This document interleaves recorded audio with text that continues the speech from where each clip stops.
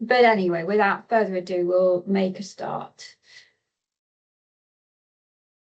Okay, so quick housekeeping, as I've done before.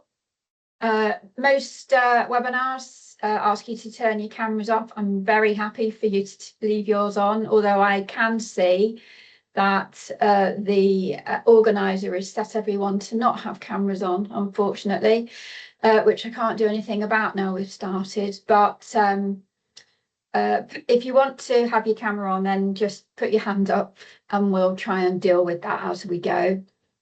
We will share the slides and any additional resources afterwards. And we will be recording just for anyone that hasn't been able to make it today. We've got over 280 people registered. But as we know, things happen and people can't always attend. So far, I can see we've got 49 that have managed to join us. We'll leave the chat on. If it becomes a little bit unmanageable, we will pause it for a short while. But the idea is at the end of the three speakers who have kindly agreed to come to this today and present things from their perspective, we plan to have some Q&A time at the end. So hopefully, depending on how well I manage time, we'll have a little bit of time to do that.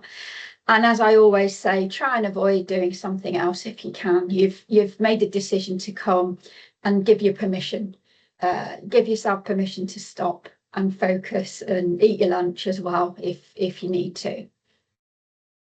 Okay, so a quick recap. Why did we say we would do this?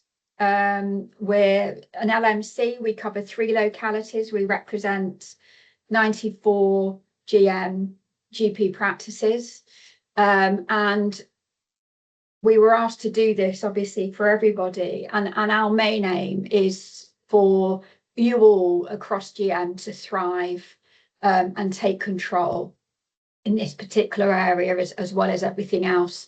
We desperately want you to have solid foundations which allow you to do your business as usual in a very high quality, effective and a safe way. We've addressed through this and really covered the importance of an open culture, one where you feel unified as a team, where there's high trust and continuous development, and ultimately be somewhere where patients want to remain registered with, but your staff also want to remain with you and work as a team. And of course, we want to ensure regulatory compliance. But what we're keen to do is make sure that's embedded into work practices for all as standard every day, rather than just a few of you in practice and just around time of inspection, because that makes it a very stressful place the rest of the year. What we covered in module 3 was the importance of understanding and defining what the practice wants to achieve, setting goals short, medium and long term, defining what's needed from the partners and the practice's governance team, defining what the team needs from you and what you need from them. We shared a fairly comprehensive compliance toolkit that we've put together, and we will continue to expand on that over the next few months and upload new resources. And we did start to briefly share some insights into the rapid review, or the focused inspections as they're formally called. So today, this is the final one, and this is where we know you were really interested to hear from people who have been through these experiences recently. So what we're going to cover is what CQC is looking at right now from 3 different practices' perspectives, why the learning from the recent inspection matters, and it will be a practical session rather than a pure theoretical one. And as I say, we'll have the Q&A towards the latter part. So the structure, we're going to cover some detail around a recent focused inspection, and Barbara, practice manager in Stockport, has kindly come forward and is going to share her insights from that. We've got a comprehensive inspection, or what you might call a full inspection. And we're joined by Keane, practice manager, but also director of IGPM. And that will be followed by Ian Stanya, business manager and managing partner at a large practice in Stockport. We'll do the Q&A recap and share those links. What I would say is it'd be really good through this if we get as much out of this as we can today through sharing. So if you're not speaking, but you've been through either a focused or a full, then by all means use the chat, put some information in there. This is getting as much learning as we can by the end of this hour and a half. Okay, so without further ado, Barbara, can I ask you to pop your camera on? And we can make a start on your slide. So welcome, Barbara. Thank you. Hi everyone, I'm Barbara, practice manager at Brackendale Medical Centre in Stockport. We had our visit in April this year. Now, I think we were the first in Stockport to have a mini visit, so it was all a bit unknown of what was going to be expected from it. We have been told that the reason that we got a mini visit was because we hadn't been inspected since 2016, but they had no concerns and we hadn't had any major changes at the practice. So we haven't merged with anybody. Our practice list stays a reasonably, within 1,000 patients, stays reasonably similar. The only change we'd had was a registered manager change, but they didn't seem too fussed about that really. And I think that's why we just got a mini visit. We were under the impression that there were they were trying to get as many visits done as possible because a lot of people hadn't been visited since 2016, and a mini visit is obviously easier for them, and especially if they've got no concerns.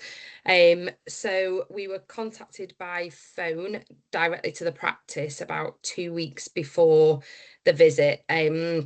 I was unavailable at the time, so it was all a bit of a panic station, and then me receiving phone calls saying I needed to ring them as soon as possible. So then I spoke to our CQC inspector was Richard.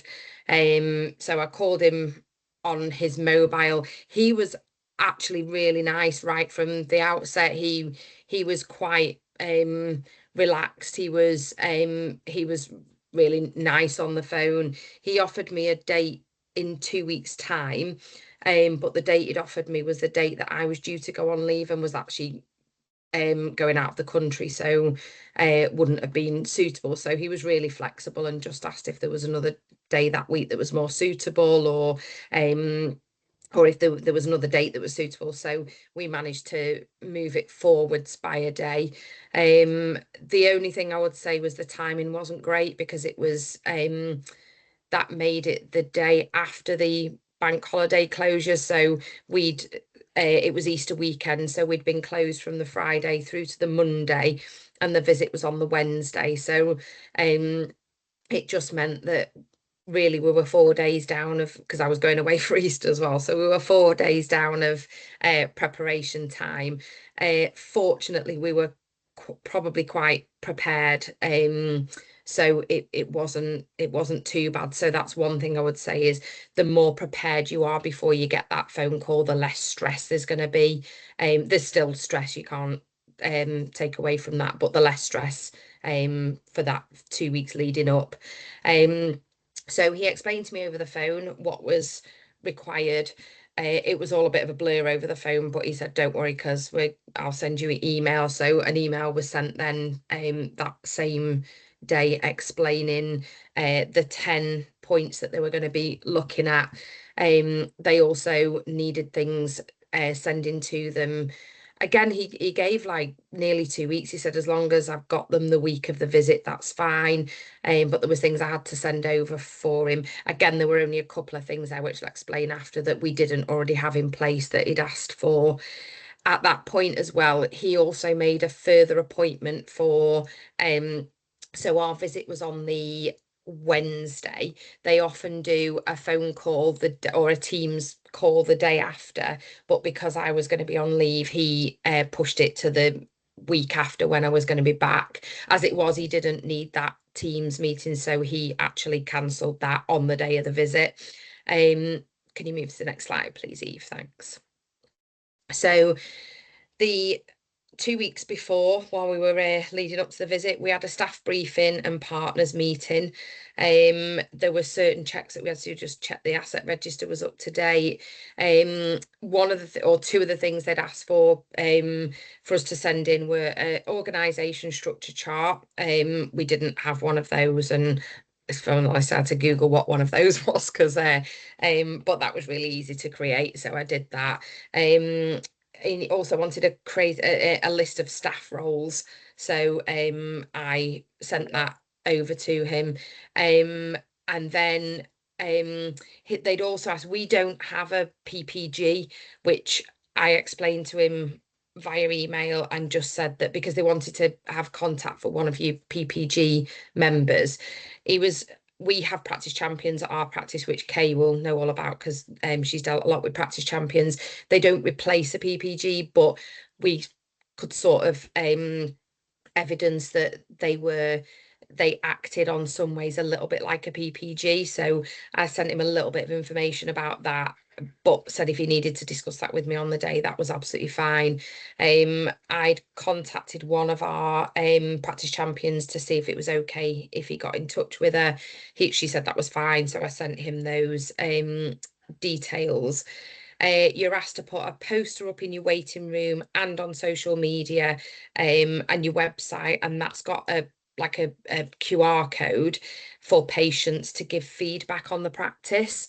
So that was put up. We weren't asked to give send text messages out or anything, but one of our other practices within our PCN have had a visit just this week, and there's a little bit of inconsistency with what's been asked between the two, which I've spoken to the practice manager there today and taken some notes on that, which aren't actually in my slides, so I will pop these in while I'm going along. So we weren't asked for any staff information, whereas the other practice was asked for all the staff members' email addresses. They had a different inspector than the one that we had, so they had to send emails of all the staff members, and they were contacted with a questionnaire prior to the visit.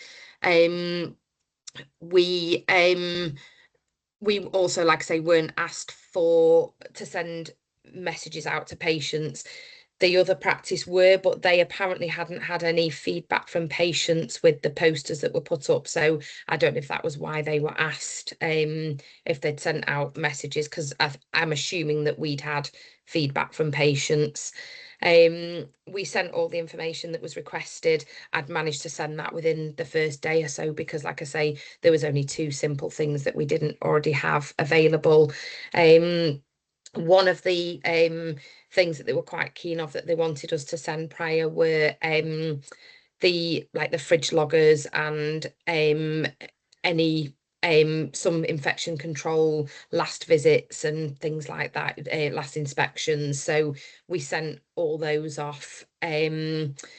We actually have a CQC tracker on TeamNet. I don't know if people are on TeamNet, but that's a really useful tool because we were able to put, with the 10 quality statements, we were able to put all the relevant policies within that different sections just to make sure that we had everything that we were supposed to. We'd had somebody working with us over the last few months, updating our policies, making sure our risk assessments were in place and things like that. So we had all that organised before those 2 weeks, which was really important, I think, because it just meant there was a lot less to do in that 2 weeks. We checked the staff files. This was something that I'd heard that they were quite interested in, was HR files.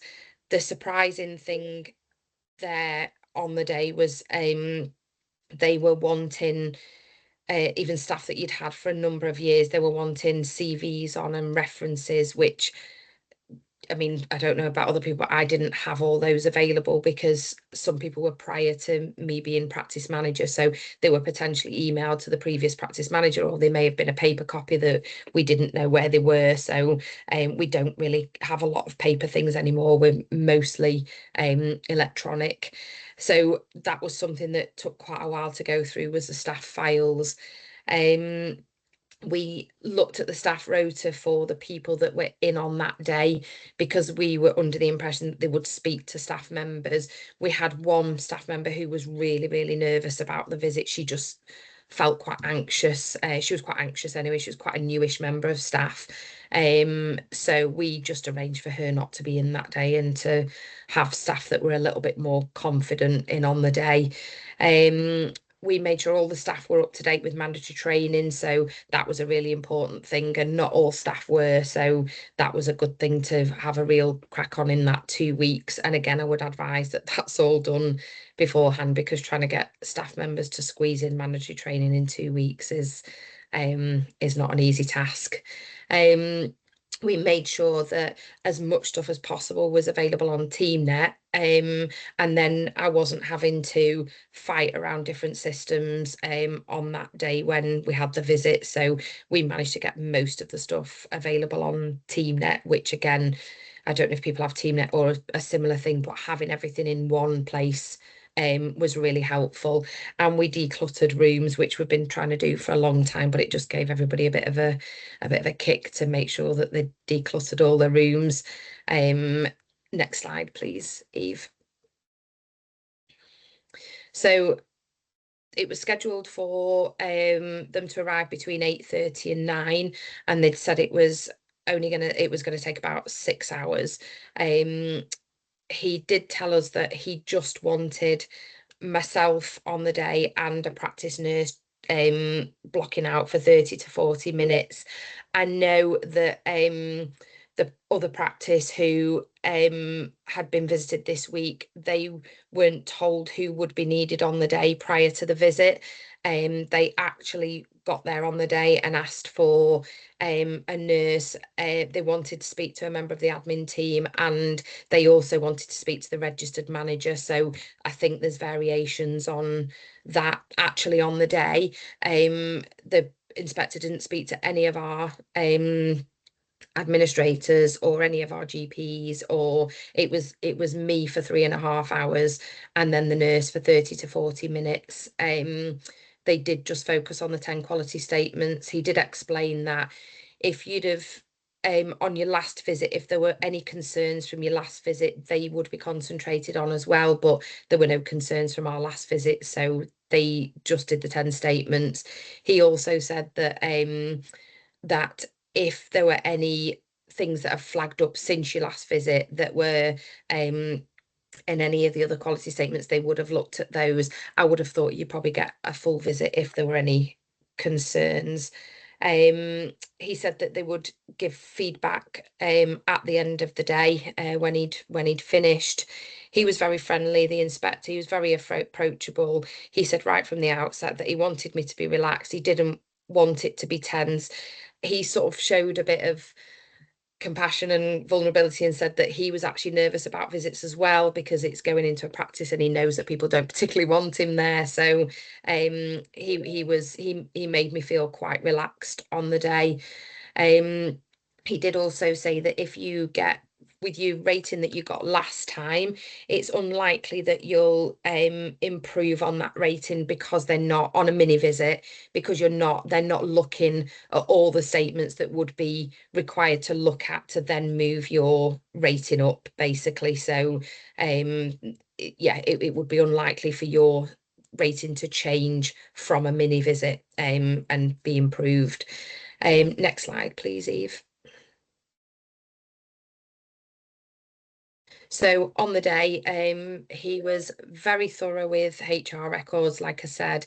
He let me choose 4 members of staff to look through the HR records, but he did want somebody who had recently started with us, somebody who had been with us a long time, and then any 2 others that I chose.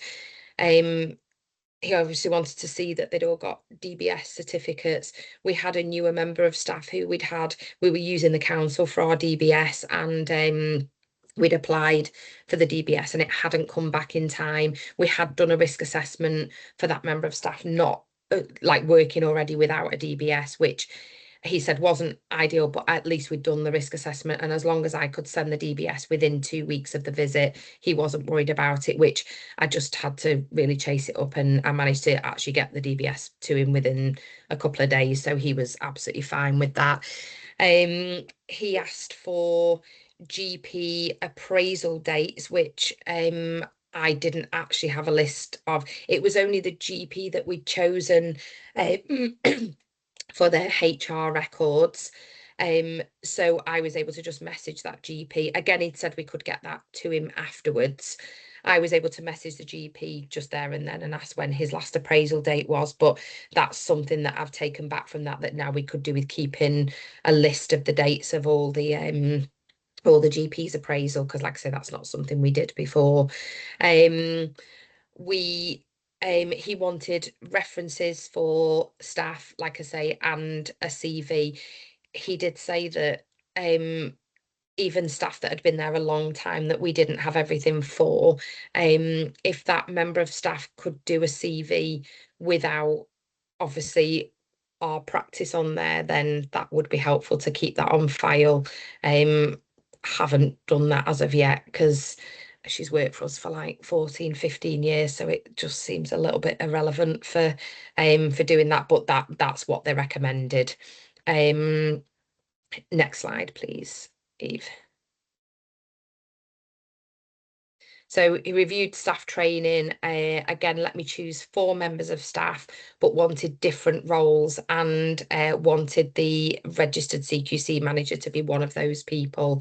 We have a spreadsheet with all our mandatory learning on, which was really useful because I just got the whole spreadsheet up, so he could actually eyeball all of the staff on that.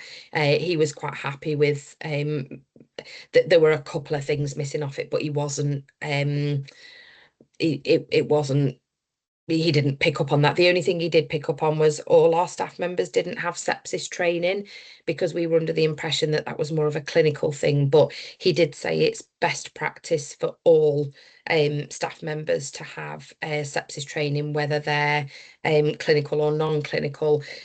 The other practice that was inspected, it was picked up that they didn't have a sepsis poster in the waiting room. So they were obviously quite keen on the sepsis training.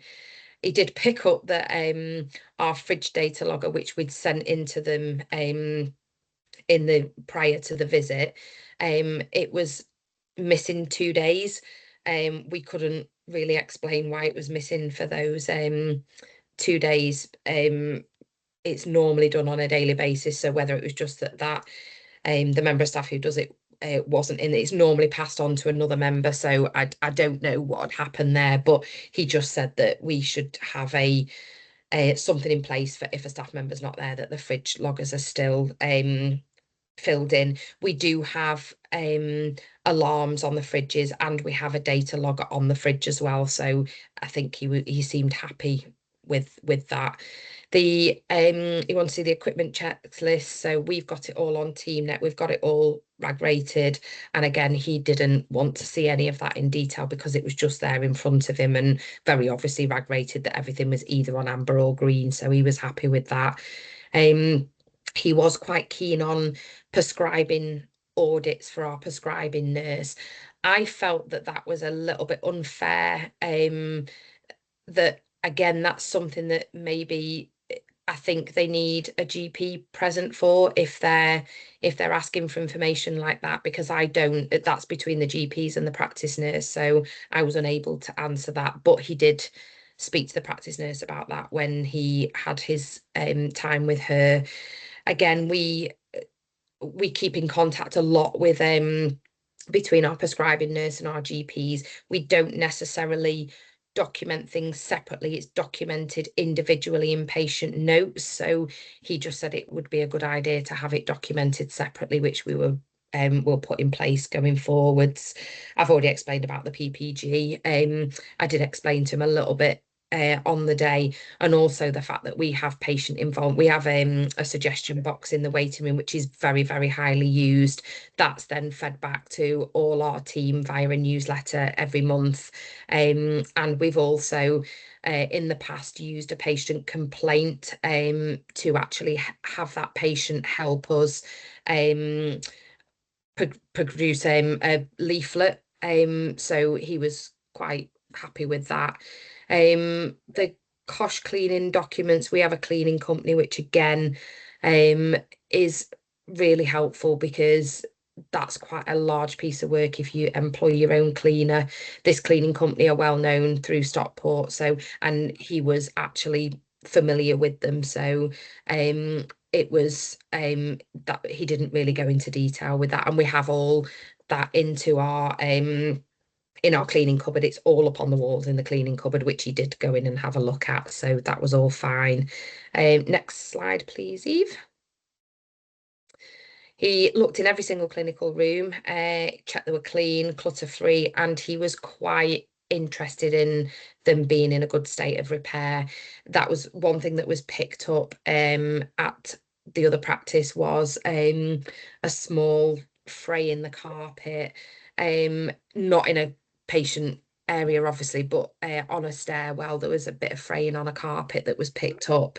It was picked up that we didn't have any toilet paper in the men's toilets, which I don't visit the men's toilets, so I wasn't aware of. So he did comment that our waiting room was looking a little bit tired, but it is actually scheduled in for decorating. We've just had some work done at the reception area, so again, he was happy with that. He did even look at the external area of the building, which I was quite surprised that we had the gardener in just before he came, and had the car park swept and things, and I was a little bit, oh, he won't look at that, but he did actually take note of your external areas of your building. He checked that we had a chaperone policy in the waiting rooms and all clinical rooms. He checked that we had the mission statement visible in the practice. We do have that up in a number of rooms in the practice. So that was all fine. Like I say, he commented on the no toilet paper in the men's toilets. They did ask about SEAs and how we feed back, but he didn't want to look at any. The other practice were asked how they look for trends and how they feed back the trends as well. He did focus quite a lot on health promotion and what we do as a practice.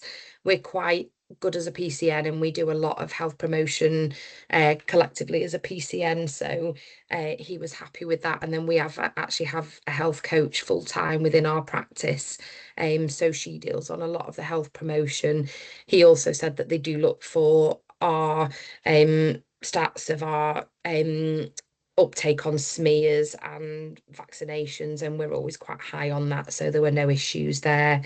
He asked about risk assessments, and again, like I say, we have them on TeamNet, so he just saw that they were there, but he didn't even open any or look at any in detail, or nor policies either. It was just, and again, we have our policies are all dated on when they're due for renewal, they're reg rated as well. So again, it was just a glance of everything's fine there. So he didn't look into that.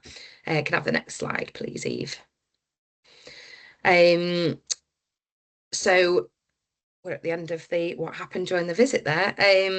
So just a little bit of feedback as well on the other practice that was inspected. They've got 2 sites, so they were asked about the inequalities of patients between both sites, because their 2 sites are a few miles apart, and it's quite a different patient demographic. So they were asked how they look into that and what they do differently to try and capture the inequalities.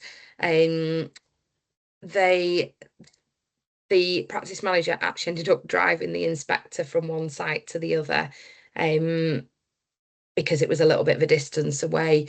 The one of the negative things she said was it's quite an intense day because you are just spoken at for the whole time as a practice manager. And the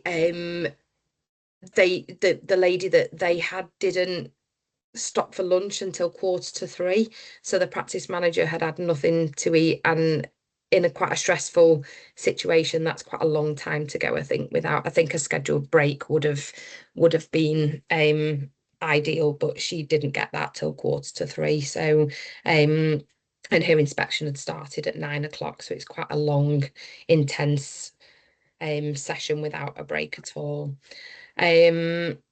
So the things that we were asked, like I say, we had to get the DBS to them within 2 weeks. I think that was the only thing that was outstanding from our visit. The other practice had to have a serious actions plan put to them by Monday, so a week after the visit. They had to have an action plan for the frayed carpet on the stairs, even though it wasn't in a patient area.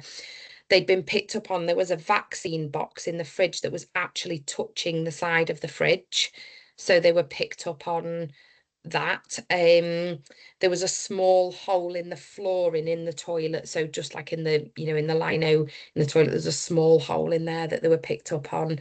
And they picked up on, they have a triage room that is not accessed by patients at all. But they didn't have a lock on the printer drawer that had prescription paper in it. It was put to them a little bit that no patients have access to that area, and she was told that it's often staff that are guilty of misusing prescriptions. But our argument there was staff would then probably have the code for the prescription paper anyway, any members of staff that are using that room. So but that was classed as a serious action that needed to be addressed. So just mindful that that it's important to have your locks on all of the printer trays, and they are looking at that. So things that we took back from the visit was we've now started using gov.uk for DBSs because it's an instant thing. I had a new member of staff start on Monday, and I had the DBS number by the next day, so that was great. A cleaning company, like I say, it was really useful because they had all the documentation in place. The reflections are looking at their sepsis training for all our staff members because they didn't all have it, making sure our policies stay up to date, keeping HR records up to date, establishing a PPG, and making sure we keep our building tidy, because those are all the things that were a little bit more of an effort leading up to the visit. And that's the end of the slides. Thank you very much, Barbara. It's really helpful to have the information not only on the slides, but to have that narrative to it, because it's getting that real sense, isn't it? So it sounds like in some respects it was very much like a full inspection, but just on certain areas. The depth wasn't quite seeing everything, but I think they probably get a feel and a vibe, don't they, after those first few minutes, even with you, as to whether how intense they need to go into these things. And you'd clearly done quite a bit in advance as business as usual that perhaps came through with confidence. So but yeah, thank you. And hopefully I can see the chat's quite busy. And I guess if there's anyone else who have had these focused ones, please do put down your 10 areas if you've got it to hand. I know, Barbara, one of the questions was which were the 10 areas that they I can send that. I can send that out to you, Eve, if you can distribute that. Absolutely. The other thing as well is I'm happy for you to distribute my email address as well, for if anybody wants to get in touch with me directly, because that's also fine. If we do run out of time with the Q&A, I'm happy to, I don't know if there's a way that those can all be captured, I can answer via email afterwards as well. Okay, that's really kind. Thank you very much. Thank you. Okay, so now we're going to move on to what they class as the comprehensive inspection, and it's Kay up first. Are you there, Kay? I am. Oh, Thank you. brilliant. Thanks, Okay. Eve. All right. And is your camera on? Just so. Yes. Okay, Well, perfect. Just because I can't see. well, good for you that you can't. I'm happy about that, Eve. I am having PTSD because I've managed to forget all of this and move on and kind of go to business as usual, because it's kind of 12 months since we had our inspection here. And on, I think, my last slide, I have linked a podcast that I did quite soon after, which, if you listen to that, you'll probably get a bit more emotion than you get today, because today I'm a bit like, yeah, we've done it. Yeah, we're okay. It's really bloody hard, but we've got through it. So I really want to tell you that whatever happens, you will get through it. And you will still be here afterwards, as hard as it is. And believe me, it's really hard. I'm not saying it's not hard on GPs and partners, but as practice managers, we just keep everything going. And it feels like a personal criticism when things are not right. But actually, I think in a modern general practice, it's really, really hard for us to know everything. So I think one of my reflections is, as Barbara said, and someone else said in the chat as well, having your team is so important. Having a really good number two or somebody else that you can give some stuff to for them to get on with, so you can concentrate on something else, is really key.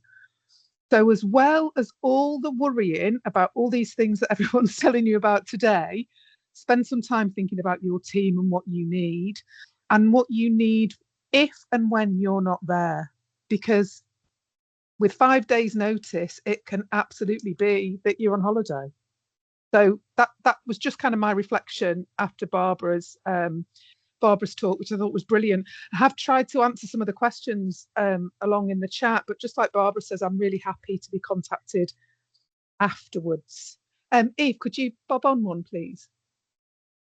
So we got a phone call. I think this is generally how it happens. End of business one day. It came through at 4 o'clock on a Friday. It didn't get through to anybody that it should have got through to. It got through to our receptionists. Clinicians were in surgery, as you'd expect.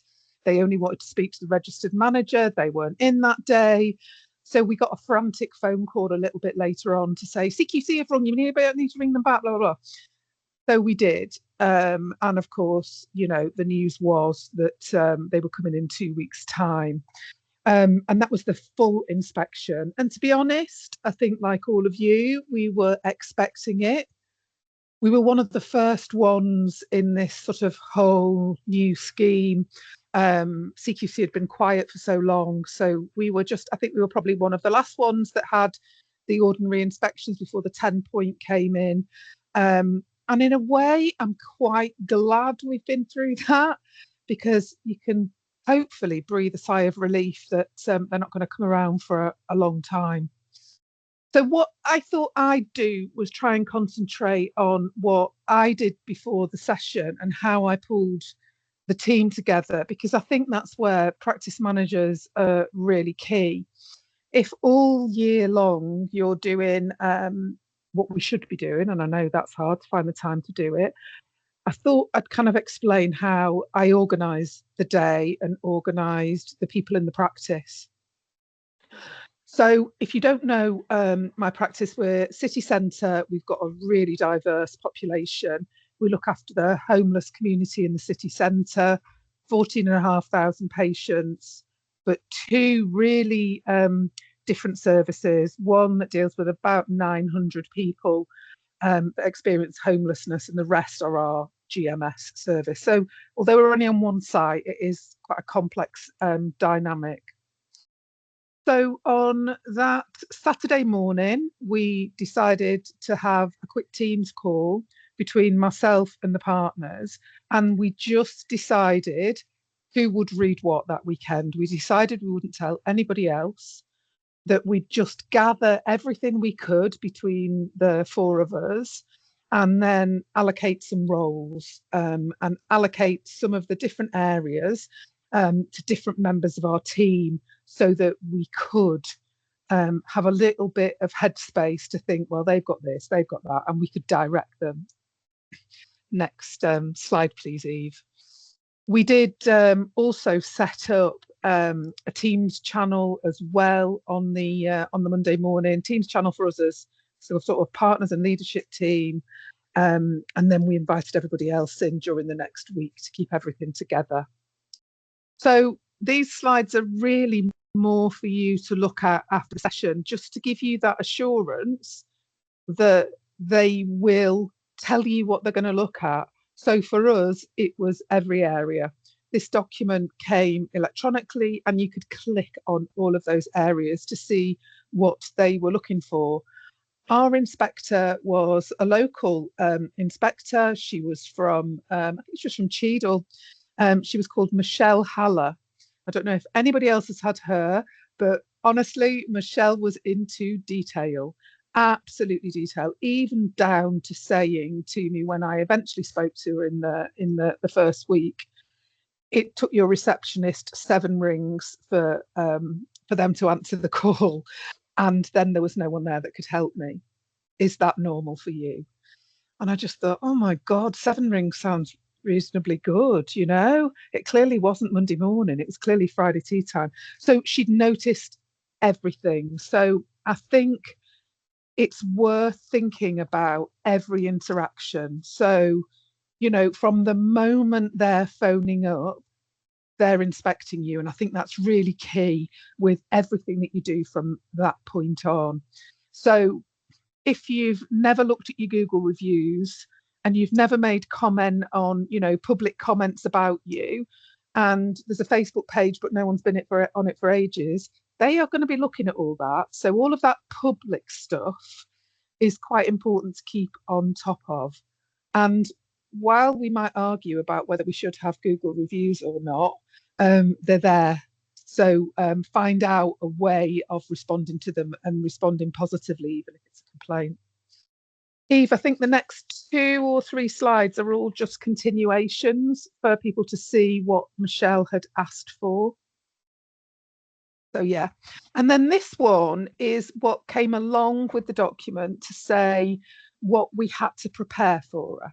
Now, this was kind of my work for the first few days after the notification. This is what I looked at over that weekend and thought which things I could tick off really quickly and which things I really needed to look at, work on, refresh.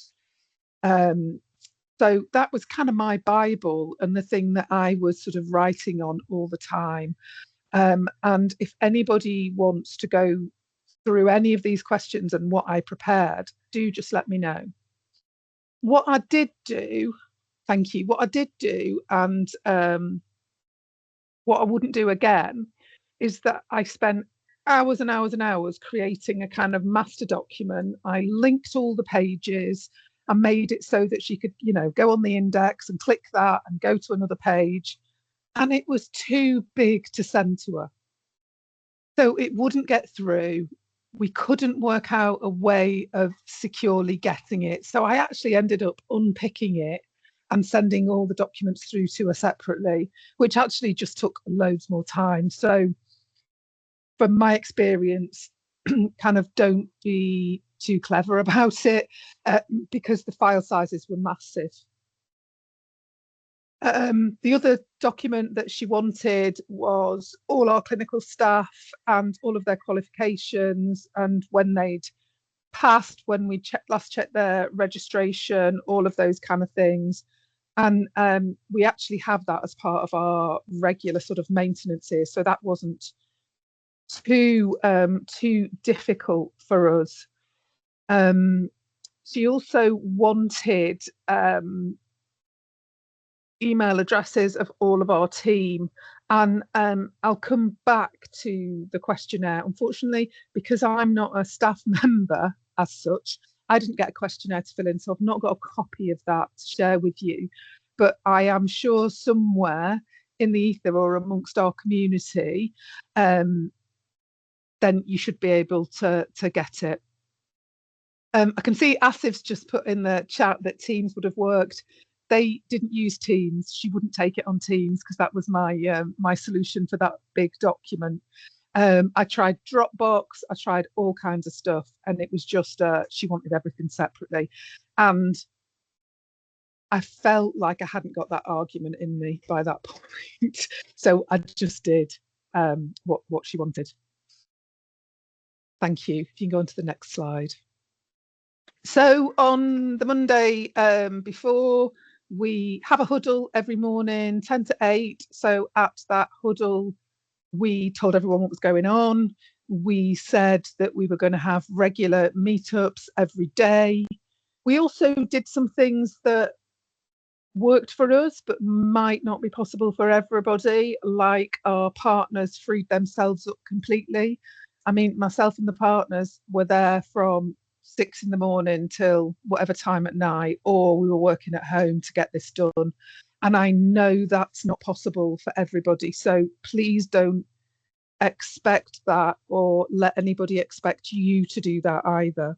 What we were able to do was put some investment in to cover the partners to do some work, because they were very anxious about a phone call that they were going to get from a GP that would look at the clinical searches. Now, I've not put anything in these slides about those clinical searches, but I have to say that was one of the most stressful things for my GPs. I've had a word with one of my partners today, and she said that was the hardest day, probably harder than the inspection itself, because this particular GP, and again, I think the consistency isn't there, went through the searches with them. And when they were looking at a particular search, CQC search on our EMIS system, the inspector said, stop.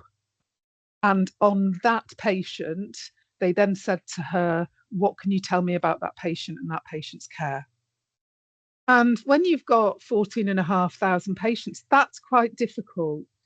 So they did feel really under pressure during that phone call. That happened halfway through our 2-week preparation time. So if you've not run those clinical searches, run them. If your lead GP is not looking at them, they're going to have to. And they're going to have to familiarise themselves with the art of talking about those lists with an inspector if they get the full inspection. So as I said, we did we kind of converted our meeting room into our CQC hub so that if anybody wanted to get together and have a conversation, they could do that. We had a meeting every morning about 10 o'clock. What are you doing today? How are you going to do it? What are you going to have done by tomorrow? And we really managed it like a mini project. And I think we had to, because of the breadth of services that we offer here. You know, not only have we got the stuff that goes on in the practice, we also see patients that are inpatients experiencing homelessness at the hospital. We have a clinical unit, a van that goes out, and we go to day centres. So there were all these different elements that we needed to pull together. We also offered our salaried GPs, if they wanted, we kind of sold it as if you wanted any experience of doing a CQC inspection. Do you need anything like this for your development plan? Would it be of interest for you to come along to some of the meetings? And I thought I was chancing my arm a little bit with that, but some of them were really, really grateful for the exposure and the opportunity to do that.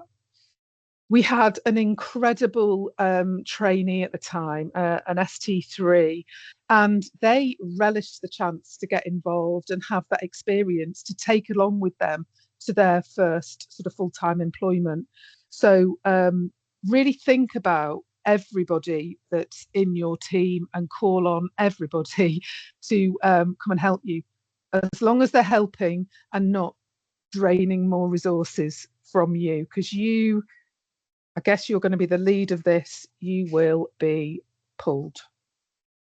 Thanks, Eve. So this is the kind of programme of what they said they wanted to do, and I kind of fit into this with you know, some tweaks. As Barbara said, they want to speak to your PPG. We did get our full PPG in on that day, and actually Michelle couldn't shut them up talking. I think they ended up being in with her for an hour, and that's kind of the luck of the draw with the PPG, depending on what day it is and who turns up. Yeah, she was in with them for an hour, which meant that she didn't get time to do everything on the day. So she did leave us with a list of things that she still wanted evidence of. She did have with her 2 other people. So David Watson did some of the sort of building checks. So he would often just go and wander off and be looking at stuff. Now, there was a question yesterday on the GM practice manager chat, which I felt really disappointed with my response when I reflected on it afterwards. She said, we have a bookshelf. What will CQC say about it? And my response was, if you haven't got a cleaning schedule, get rid of the bookshelf, because that was the level of what they expected from us. So I certainly couldn't tell you on a forum that's been recorded that people's boots were full of stuff, but you know what? People's boots get full with stuff that needs to be out of the way. So please hope there's no inspector or potential inspector on this call that asks to look in people's boots. So, you know, just make sure that you're walking around your practice like you're an inspector. So he went outside, he went in cupboards, he went everywhere. He looked at skirting boards. I mean, Barbara said, you know, they were looking at lino in her practice. So they really are having a keen eye on all those things. Just one of the things that they did spot on the day was in our emergency drugs, and it was the masks with the oxygen. And we'd actually, to the partner's credit, they had said, buy new ones, buy new masks, and, you know, make sure everything's in date. So we'd done that. We'd got new everything. We'd made sure everything was in date. And I say we, you know, the pharmacy team. And he came and he looked at our masks and he said, these are out of date. We're like, no, they can't possibly be. And actually, the date format was American, not English or not European. So we actually ended up having to get written statement from the manufacturer that they weren't actually out of date. So I just, you know, it is in that level of detail. We didn't do a presentation. We really decided not to do that. But what I did do was pull together this practice information pack. And it was a bit like a business plan, a bit like a document that would welcome a new starter, a kind of handbook. It talked about our practice, where we are, what the health inequalities were here, what our churn rate was like. And I got that from our health tech information. So they're the automated registration organisation, because that was one of our personally biggest challenges, that our list goes up by about, I don't know, 20 a month, but our churn rate is about 200 a month. So it's lots and lots of activity. So all of that was in that that pack. I also put, I didn't really want to give you the whole document because it's got a lot of sort of practice information in it, but they were our headings. So I've given you all of those headings. So what I wanted to do was create something for the inspector so that when she got to us, she already had kind of forged an opinion about us, already had an idea of what we were about. And actually that was really useful because Michelle wasn't a primary care expert at that time. I'm sure by now she's done lots and lots more primary care inspections, but there were lots of acronyms and things that she didn't understand. And thankfully we'd managed to explain some of those in that handbook. So we also added to that, just go on the next slide, Eve, our sort of short-term, medium-term and long-term plans. And if I was doing this again, I would put this through Copilot or ChatGPT or something to give me a framework. At that point in time, that wasn't my best friend. I hadn't sort of investigated the joys of using AI quite as much as I have now. But certainly if you're thinking, oh my God, there's no way I can pull all that together in 5 days, 2 weeks, whatever it is, think about the tools that are out there. And if you do want to see all or some or proportions of that or some advice about what to put in yours, just get in touch and I'm more than happy to support you. Could you go on to the next slide, Eve? I also sent, because we were just starting neighbourhood working, I also sent a message out to all of our, what I termed our friends, and I went to them and said, could you give us some words about us? Could you tell us what it's like to work with us? And we'll put that in our inspection pack. And we did. And you know what? It was really humbling what people were prepared to put in there for us. And actually, as a bit of a historical document, it's lovely to see where we were in the beginnings of that neighbourhood, sort of what our standing was in the community. So we asked community groups that we work with, we asked ICB colleagues, we'd asked people within the homeless networks, and they all wrote really lovely things about us. Some people didn't write anything, so some people didn't do it, and I'd like to think that was because they were very busy, not because they didn't want to give us that sort of gold star. Could you go on the next slide, please, Eve? Oh, no, one up. Sorry. Yeah, ask questions of the inspector. As Barbara said, they gave us a QR code to get feedback and asked us to put it on our website. Our patients are not digitally literate. It would have been impossible for us to get a rounded view from our patients without doing a paper form. So I kind of put my big girl pants on and thought, I'm just going to ask her about this because I can't afford not to have this big group of people asked. And she said they'd never thought about paper, which I was astounded by. But we did get permission from them to do some paper. So my kind of message to you is, don't worry about challenging them if that's what's right to your population. She was actually quite happy to answer those kind of questions, and what she wanted to do by the end of it, I felt she wanted to get the best out of us. So asking those questions was good. Okay, next one, please. I am sure you will all have this in hand on the day. You will be terrified. It will be, such a huge day in your career on the day of a full inspection, whether it's your first, your second, your third, whether you've been requires improvement before, whatever. It is huge.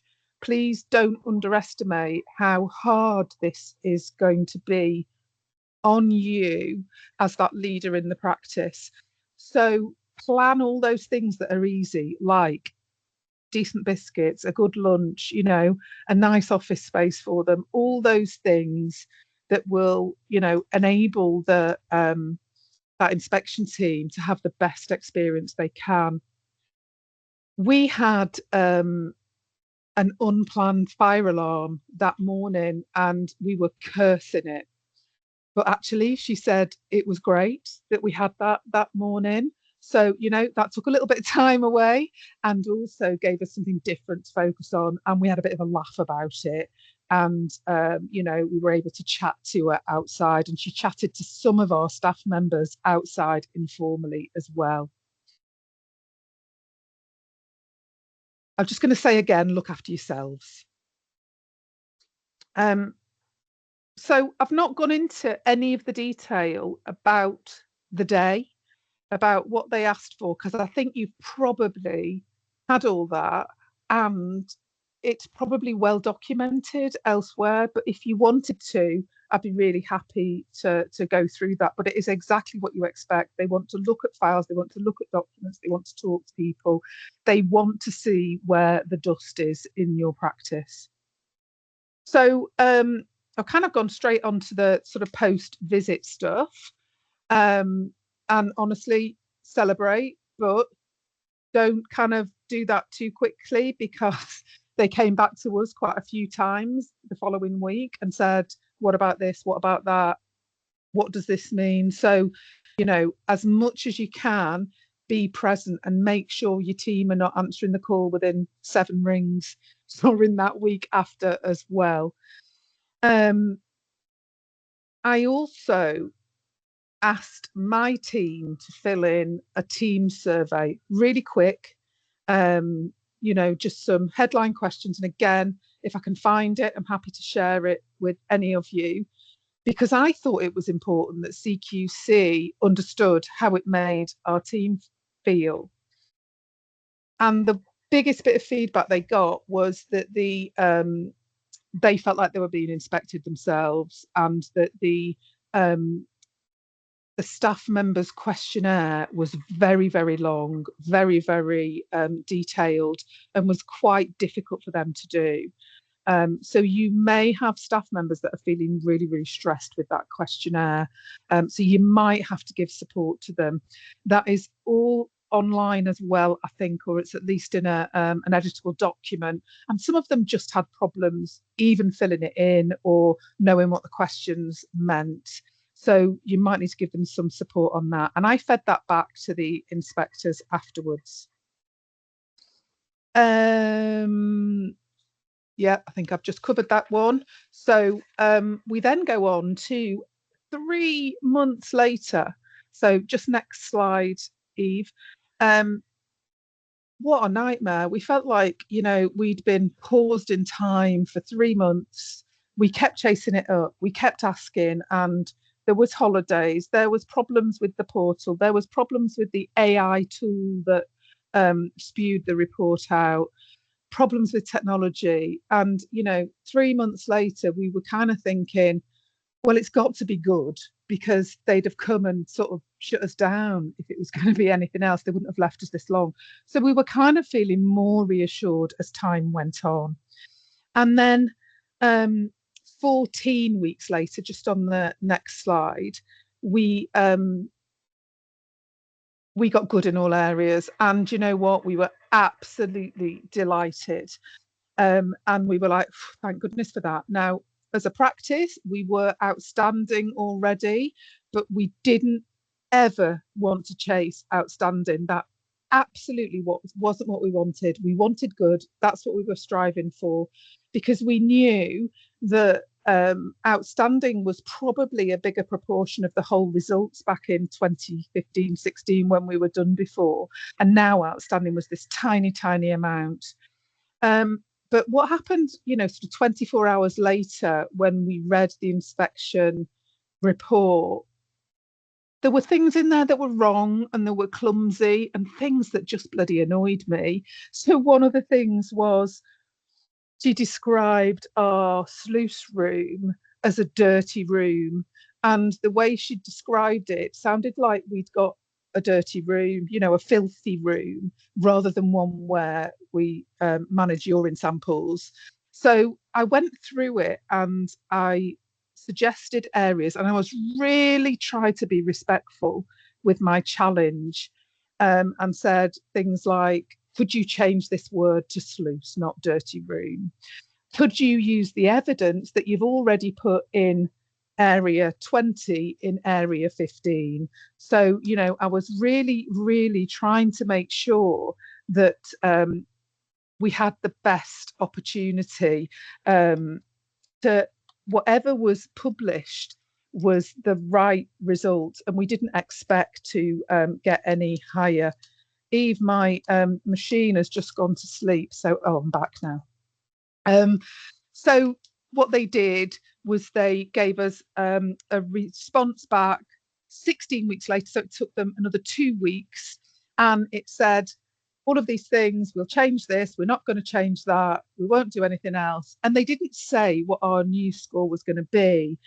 And then our practice index, someone noticed on our practice index that at the bottom right hand side it tells you what CQC score is. It suddenly said outstanding. We had no anticipation that it had taken us over those marks. So it did. So my message to all of you is, even if it just feels clumsy, even if it just doesn't seem right, if you think there are things marked in one area and not in the other, it's your only chance to have your voice. Since I said that on a podcast, which I'll link to you later on, I have had lots and lots of other practice managers come to me and say, can you tell me how I did that? You did that. Something doesn't feel right in this description, that description. I'm really happy to do that, to have a look at any of your inspections.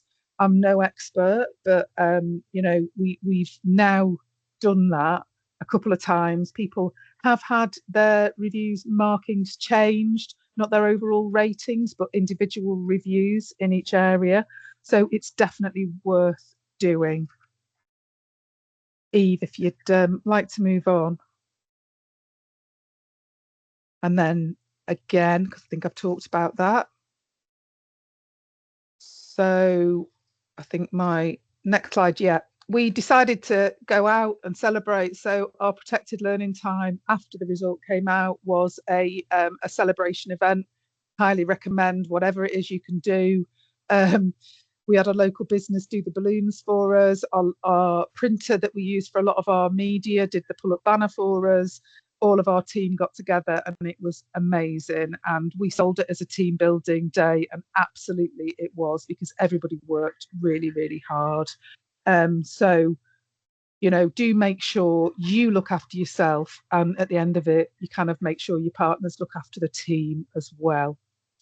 So just onto my final slide, Eve, with some links for you of all the things that are available to help, as well as Eve and all these amazing resources that she's putting together. There's a practice manager community WhatsApp group. You know, everybody join that. Lots of conversation on there. Lots of brilliant practice managers on there that are happy to give information. In fact, the Saturday before my inspection, I put a request on there for some sharps bins, and a wonderful practice manager came and delivered them for me for the Monday morning because we'd run out.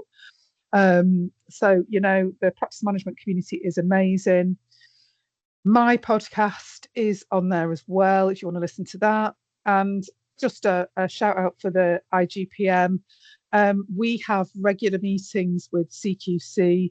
We tell them that the consistency isn't there. We give them real examples of inspections that have gone really well, have not gone so well, where we've had the same inspector judging things slightly differently. So please do, if you're in the IGPM, let us know, and we can sort of fight your corner as well should you need that. Eve, thanks. I'm sorry if I've gone over my time. No, amazing, Kay. I can't thank you enough. I think, you know, the slides are there, as you said, for a resource, but having again that narrative and the soft intelligence that we just don't get, you know, from the Mythbusters or slides, then I think it's invaluable. If you do get inundated because you've kindly offered to, then you must let us know as well, because we'll help with that, you know. Thank you. It's a very, both of you have made a very generous offer, but, you know, again, completely understand that time is limited often. So thank you. Okay, so we're 15 minutes till close, and I know we've had questions coming in as we've been going. We have been joined now by Ian. Ian, if you can pop your camera on and just say hello so I get to see you on the screen, that would be really helpful. Ian is also going to cover things from his comprehensive inspection. But in the interest of time, we'll keep it brief, Ian, if that's okay. Aria, can you just check that Ian's got functionality switched on for video and mic? Okay. Yes. Are you there, Ian?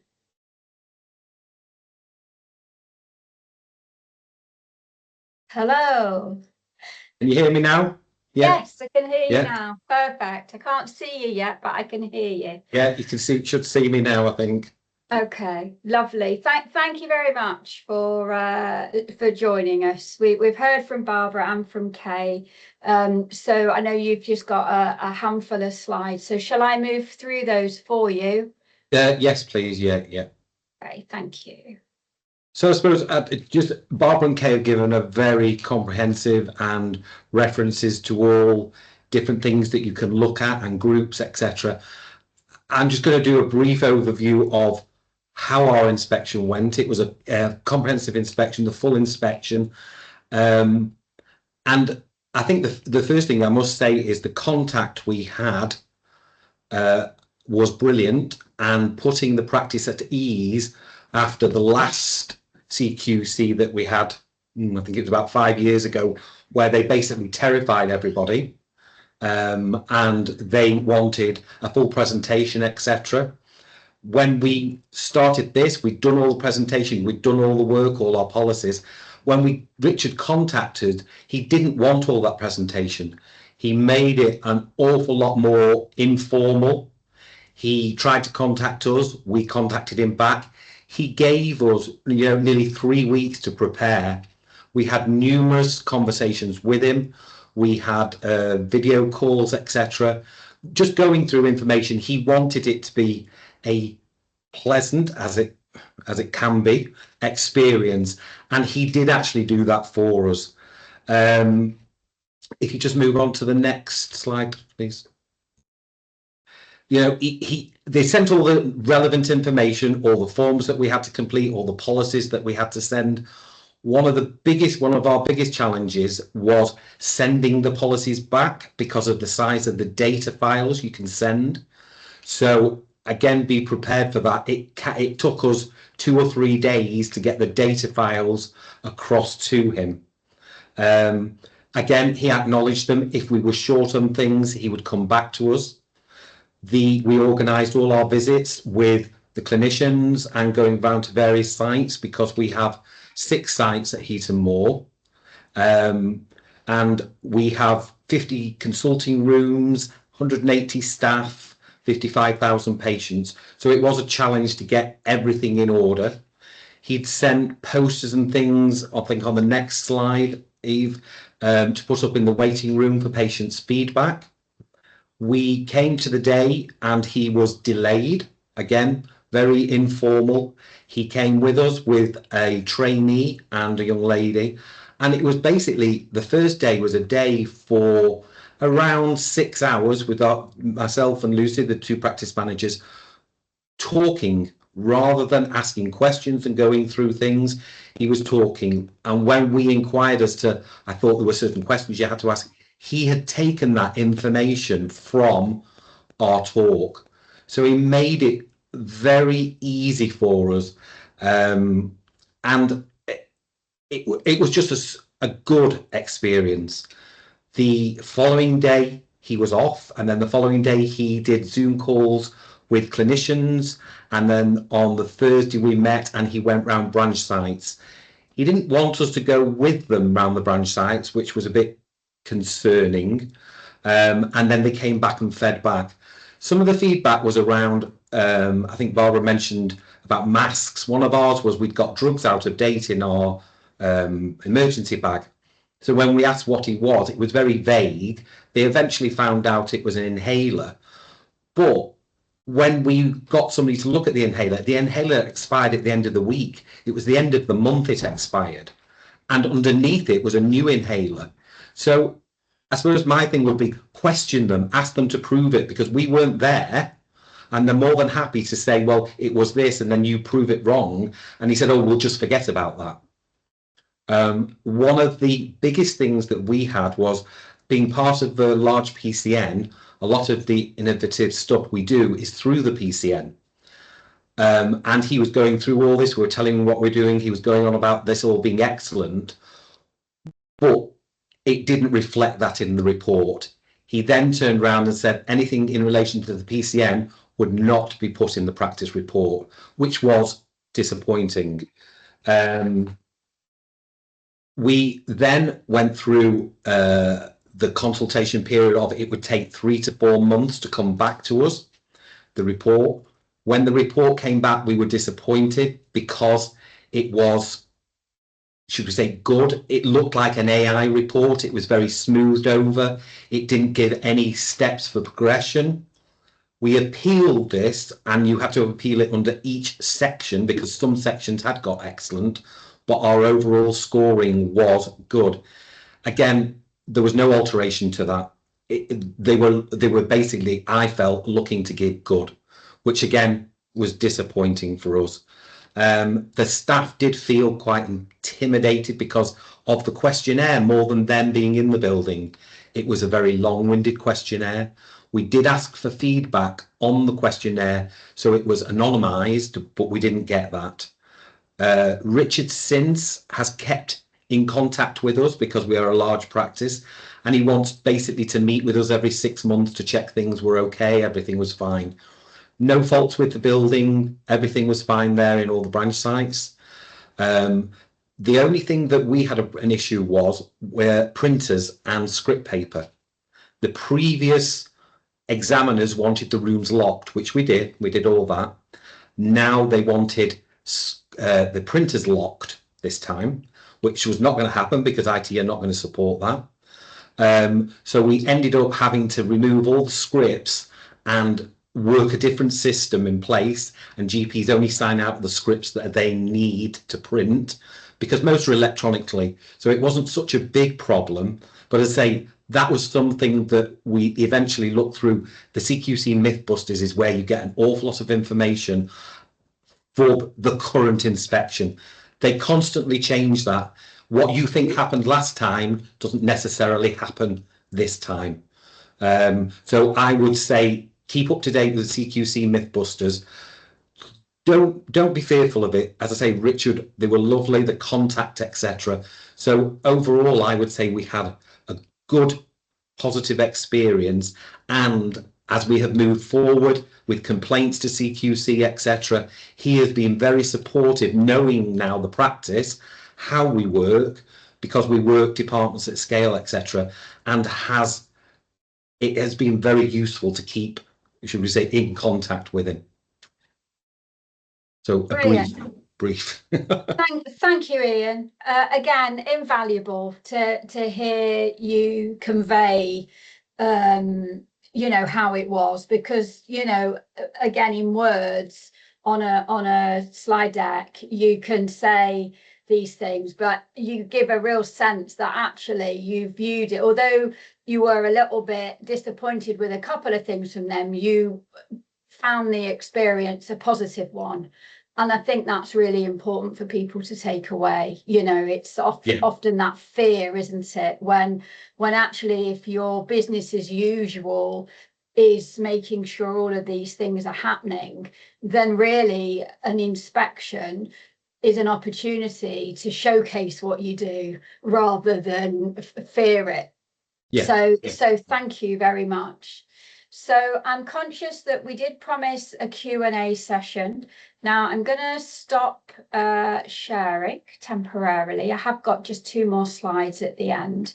And we do have, you know, a range of experts on this call, and people that have been through it, and also people who have had involvement with CQC. So if there is anything that people desperately want to ask now, because either we've not covered it or you feel you'll get a more comprehensive response verbally rather than in an email, then please do pop your hand up. We haven't got 280 on the course, so it shouldn't be quite as daunting as that would have been had everyone come along. If there isn't, let me just bring the chat up so I can just see. Okay, so there's nothing burning, so I'm going to go back then in the interest of time, and with any luck we can end a few minutes earlier than scheduled. I'm just going to share my screen again, so bear with me just because the links are on there. That one, is it that one? Yes, okay, so we'll go through the Q&As. So I just wanted to acknowledge, obviously this is our final one of these. We were asked if we'd continue to go through this next year doing them, and unfortunately due to the demands that are being placed on us, just as they placed on you, we're not going to be in a position to do that. But what we do commit to doing is the resources that we've already started, we will continue to work on those in a proactive way, and we will upload those to the shared drive that we have with you all.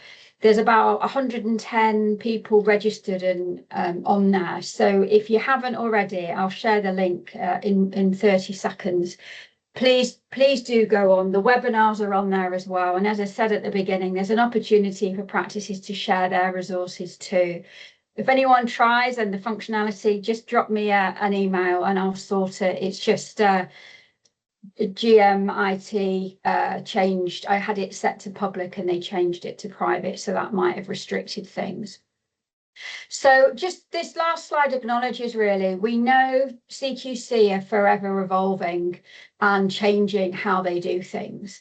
We know at the start of this series, there were questions that people believed they were reinvigorating their processes again. And you just never know. But what we do know is there has been a consultation over the last 4 months, and it probably won't come as any surprise, but actually they are going to be changing it again, but in a way that is actually reversing back to what they did previously.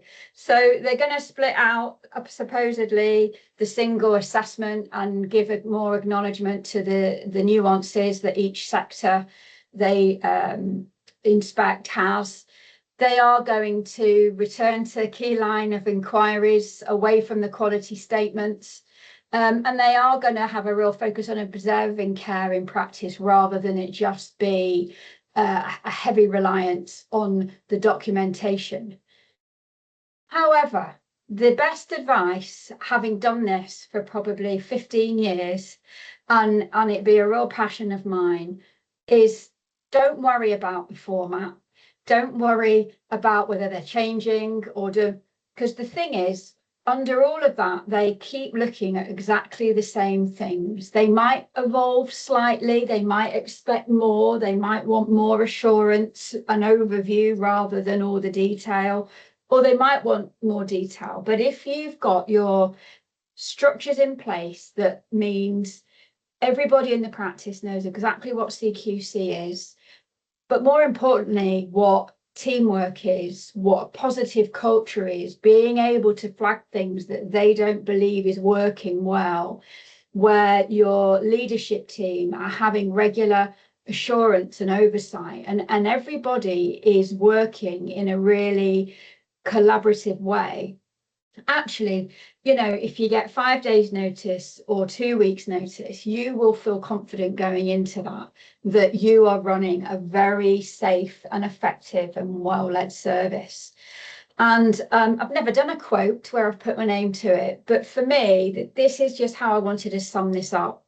The framework of how inspections are managed by CQC may change, but the impact of a positive open culture with a proactive and inclusive approach to delivering safe and effective care is infinite, because that's what underpins everything you do day to day. So, you know, I encourage you to keep going, reach out for help. You've had some very kind offers whilst on this. Whilst we aren't being asked to do this more widely, it's something that we very much do for our practices in our localities. So, you know, do reach out and contact us. I did promise to share the links, and again, I'll send these round, and I'll send all this round I'll send it to Rose later or tomorrow morning. We've got the team that we've set up for the CQC resources. We've got an evaluation form, and that's primarily for this module, but it does reference the whole series. So if you can take 2 minutes, I think last time we had 110 people on the call and we got 3 responses. That is genuine ask for feedback. So please do that if you can. And also I put the link because this is absolutely in collaboration and resourced and funded by GM Primary Care Board, and they have a lot of resources there for practices. So I'll stop sharing. I hope it's been helpful. And you know where we'll put on the links when we sent them out, our contact details as well. So thank you everyone for taking the time out, and hopefully we'll see you all again soon. And thank you very much to our speakers as well. I'm really grateful. Thank you all. Thank you. Bye.